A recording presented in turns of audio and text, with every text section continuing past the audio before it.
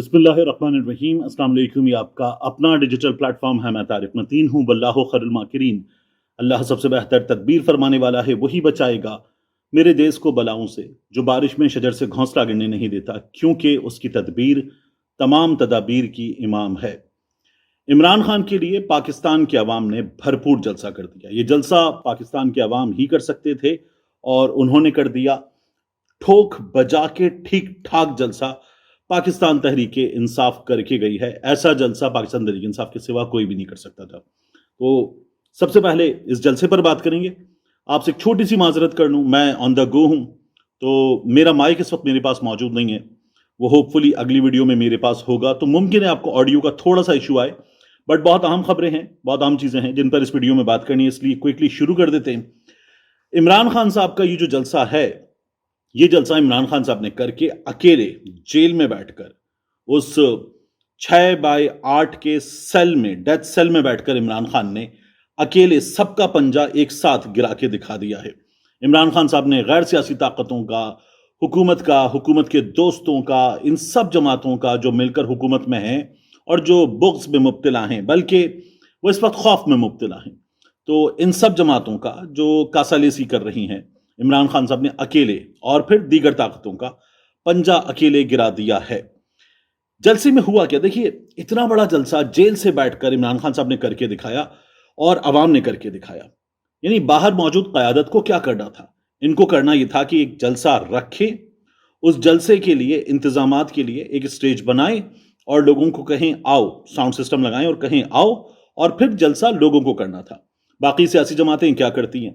وہ ہم نے دیکھا ہے کہ گاڑیوں میں لوگوں کو بھر کے لاتی ہیں، وہاں پہ کھانے کا بندوبست ہوتا ہے، پیسوں کا بندوبست ہوتا ہے، لوگوں کو لانے کے ساتھ ساتھ وہ یہ کرتی ہیں کہ سرکاری ملازمین کو کہا جاتا ہے آؤ گے، حاضری رجسٹر وغیرہ سارے کام ہوتے ہیں۔ وہیں پہ ایئرپورٹ پہ تمہارے لیے انگوٹھے کا بندوبست ہو جائے گا، تمہیں سرکاری ہیلی کاپٹر ملے گا، اس ہیلی کاپٹر میں آؤ گے، جب اس ہیلی کاپٹر میں آؤ گے تو تمہیں شاہی قلعے میں ہائی ٹی ملے گی، پھر تمہارے لیے کبوتروں کا بندوبست ہوگا۔ یہ تمام چیزیں کی جاتی ہیں اور پوری سرکاری مشینری تمہارے جلسے کے لیے تیار ہوگی۔ ایسا جلسہ ہوتا ہے، پھر بھی جلسہ فارغ ہوتا ہے۔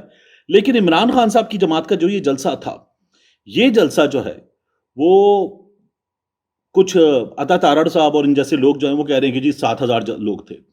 7,000 لوگ تھے، مطلب آپ لوگوں نے 10,000 تو کنٹینر لگائے ہوئے تھے۔ 7,000 لوگ تھے، یہ کوئی مذاق ہے؟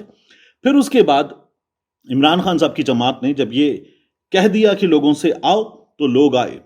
لوگ 15 کلومیٹر پیدل چل کے اس جلسے میں پہنچے۔ جتنے لوگ اس جلسہ گاہ میں تھے، مثالی تھا، اس کا 3 گنا لوگ باہر تھے، وہ جلسہ گاہ میں پہنچ نہیں سکے۔ علی امین گنڈاپور جو قافلہ لے کر آئے، اس قافلے کا ہیڈ جلسہ گاہ پہنچا ہے، باقی لوگ باہر رہ گئے، اور علی امین گنڈاپور خود بڑی مشکلوں کے ساتھ اندر تک آئے۔ تو لوگ آئے، رکاوٹوں کے باوجود آئے۔ ہم نے رکاوٹیں دیکھی، اسلام آباد کی انتظامیہ نے خود بتایا، 29 مقامات تو اپنے منہ سے بتائے، 70 مقامات پر بند کیا ہوتا، گلیوں تک کو کنٹینر لگا کے بند کیا ہوتا۔ خوف کی فضا پھیلائی ہوئی تھی۔ پہلے ایک وہ آ گیا نوٹیفیکیشن کہ دہشت گردی کا خدشہ ہے، پھر ایک ایسی تصویر آ گئی کہ جی کچھ سامان ملا ہے، ایک بندہ پورا سوٹ پہن کے بیٹھا ہوا ہے اور اس کے برابر میں ایک بندہ وائٹ شلوار قمیض پہن کے ایسے بیٹھا ہوا ہے جیسے وہ ابھی یہاں پہ کچھ سبزیاں چنے گا اور اچھی سبزیاں بری سبزیاں الگ کرے گا۔ تو وہ بھی ایک مزاحیہ تصویر تھی کہ کچھ سامان مل گیا، خوف کی فضا ہے۔ تو خوف کی فضا پیدا کی، اس کے باوجود لوگ آئے۔ اتنے بجے تک جلسہ کرو گے، ختم کرنا، اس سے آگے مت بڑھنا، یہ کبھی نہیں ہوتا۔ یعنی یہ تو شادیوں میں نہیں ہوتا، اور یہ جلسے میں جس طرح سے کیا گیا، تو آپ نے دیکھا وہ عرفان نواز میمن صاحب جو پہلے ایم پی او اور پھر اس کے بعد عدالت کی جانب سے بلائے جا رہے تھے، ملک سے باہر جا رہے تھے، روکے گئے تھے، وہ عرفان نواز میمن صاحب جو ہیں وہ بتا رہے تھے کہ یہ 3 سے 7 آپ کا جلسہ ہے، مطلب یہ کہاں ہوتا ہے؟ تو یہ تک کر لیا۔ پھر کچھ ہم نے دیکھا چھچورے قسم کے ہتھ کنڈے تھے کہ دکانیں بند کر دو، کھانے پینے کی چیزیں مت دینا، یہ بھی بند کر دو، وہ بھی بند کر دو، رستے بند کر دو، کنٹینر لگا دو۔ کنٹینر لوگوں نے اٹھا کے پھینکے اور ایسی کی تیسی کر دی۔ اب سب سوال یہ پیدا ہوتا ہے کہ لیڈر جیل میں ہو، اس کے بعد بہت اہم رہنما وہ ادھر ادھر چھپنے پر مجبور ہوں، اور پھر اس حال میں جلسہ ہو اور اتنا بڑا جلسہ ہو، کیا کوئی اور جماعت یہ کر سکتی ہے؟ کیا مسلم لیگ نون نواز شریف کے بغیر، شہباز شریف کے بغیر، مریم نواز شریف صاحبہ کے بغیر اس جلسے کا آدھا کر سکتی ہے؟ کیا پاکستان پیپلز پارٹی بلاول کے بغیر، آصف علی زرداری کے بغیر، آصفہ کے بغیر اس جلسے کے آدھے کا آدھا کر سکتی ہے؟ تو نہیں کر سکتے کوئی بھی. یہ پاکستان تحریک انصاف نے کر کے دکھایا اسٹیج پر. نہ عمران خان کے بیٹے تھے، نہ عمران خان کی بہنیں تھیں. عمران خان کی جماعت کی جو اسٹیج پر لیڈرشپ تھی اس میں ایسے لوگ تھے جن میں سے بعض بالکل نئے ہیں، اور کیا شاندار تقاریر کی ہیں ان لوگوں نے. ایک تقریر خالد خورشید کی، ایک تقریر علی من گنڈا پور کی. ان تقاریر پر بڑی بات ہوئی کہ یہ تقاریر جو تھیں یہ تقاریر کچھ آؤٹ ہو گئیں. تو بات یہ کہ ہمارے ہاں اس سے پہلے جو آؤٹ ہو کر تقاریر کی وہ میاں نواز شریف صاحب نے کی، مریم نواز شریف صاحبہ نے کی، جن میں یہ جو دہشت گردی ہے اس کے پیچھے اس طرح کے نعرے بھی لگوائے گئے. میاں نواز شریف صاحب نے کی، ملک سے باہر جا کر کی. یہاں کھڑے ہو کر، یہاں موجود رہ کر تقاریر اگر کسی نے کی ہیں تو وہ پاکستان تحریک انصاف کے لوگوں نے کی ہیں، عمران خان نے کی ہیں، جیل سے بیٹھ کر کی ہیں. غیر سیاسی طاقتوں کو اگر کسی نے للکارا ہے ملک میں بیٹھ کر، میاں نواز شریف صاحب نے کیا تھا. تو پہلے جھوٹ بولا کہ بیمار ہو گئے ہوں، پھر 4 ہفتوں کے لیے جاؤں گا، دوائی لے کر آؤں گا. پھر میاں نواز شریف صاحب 4 سال بیٹھے رہے. وہاں جا کے میاں نواز شریف صاحب نے تقریریں کی، اور اس کا بھی پول یہ کھل گیا کہ ہمیں یہ پتا چلا کہ جنرل فیصل ساری سیٹنگ کی ہوئی تھی. وہ زبیر صاحب نے بتا دیا، باقی لوگوں نے بتا دیا، پھر فضل الرحمان نے خود بتا دیا کہ اسٹیبلشمنٹ کے ساتھ مل کے سب کچھ کر کے آئے تھے. اب ان لوگوں کو لگتا ہے کہ وہی فضل الرحمان جو ایک مختلف زبان بول رہے تھے وہ اب ان کے ساتھ مل جائیں گے اور یہ لوگ اپنا کام چلا لیں گے، تو فضل الرحمان کی سیاست بھی ختم ہو جائے گی اگر یہ سب کچھ کر لیں گے.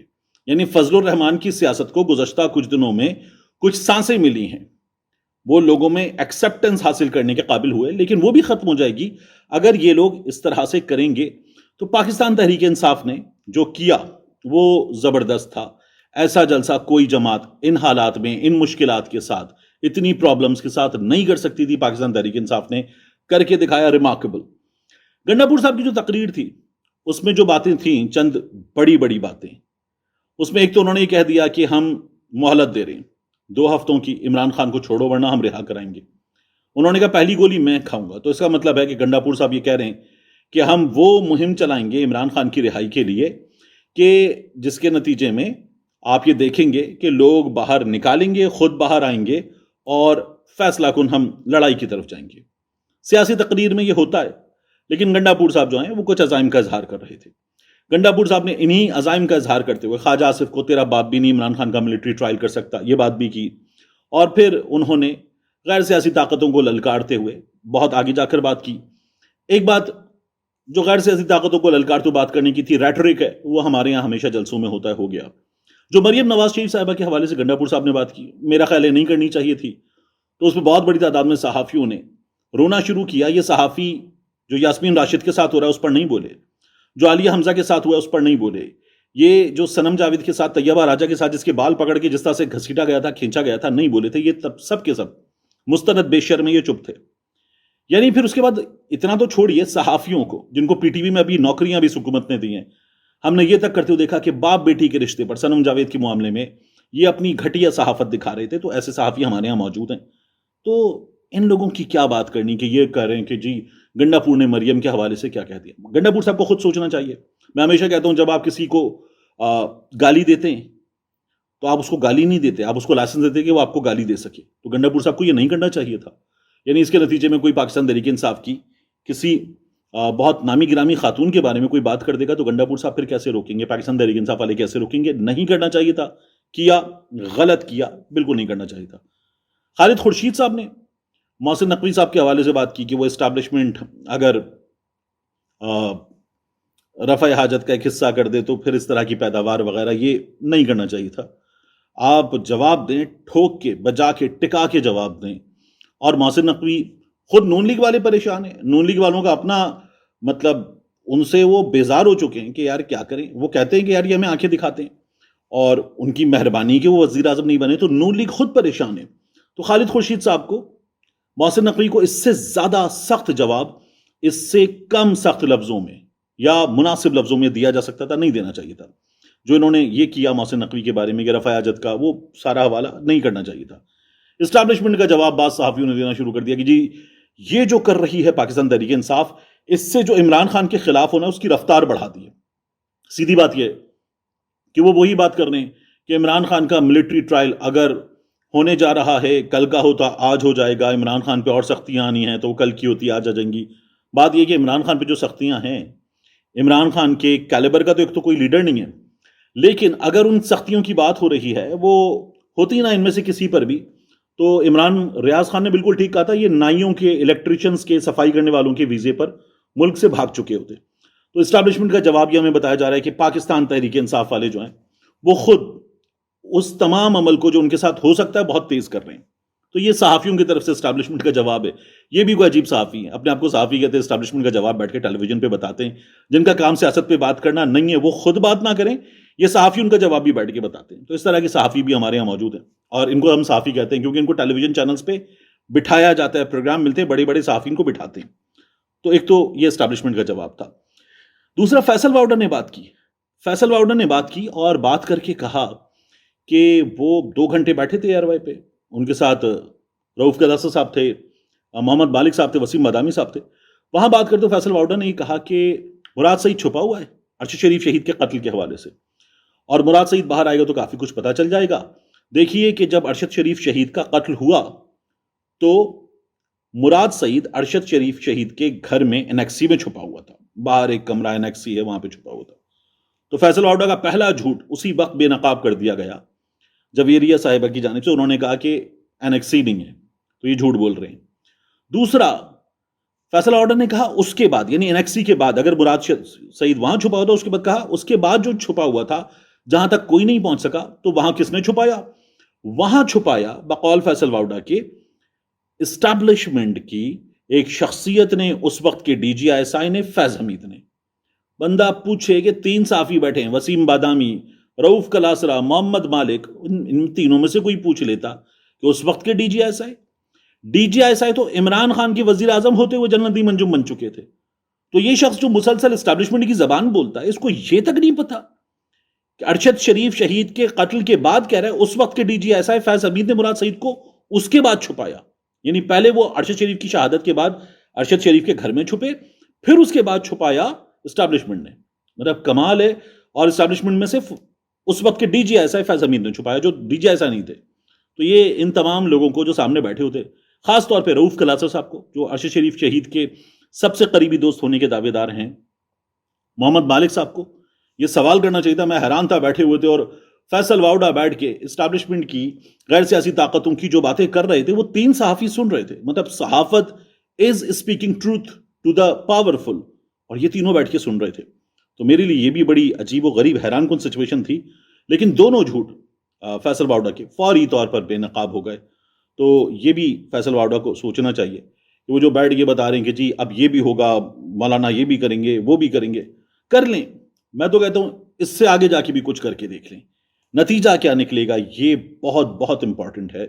لوگوں نے ان لوگوں کو مسترد کر دیا۔ میاں نواز شریف آج ایک انٹرویو دینے کے، آج ایک انٹریکشن کے قابل نہیں ہے۔ شہباز شریف آج ایک انٹرویو دینے کے قابل نہیں ہے۔ ان لوگوں کی سیاست کا خاتمہ ہوتا چلا جا رہا ہے۔ ان لوگوں کو اپنا دوام 10 سالہ پروگرام میں نظر کہاں رہا ہے کہ یہ اسٹیبلشمنٹ کے ساتھ رہیں، وابستہ رہیں، اور ان کی حکومت ایسے ہی چلے۔ تو عمران خان کے بارے میں یہ لوگ کہتے ہیں کہ یہ پھر ایسے ہی رہے گا۔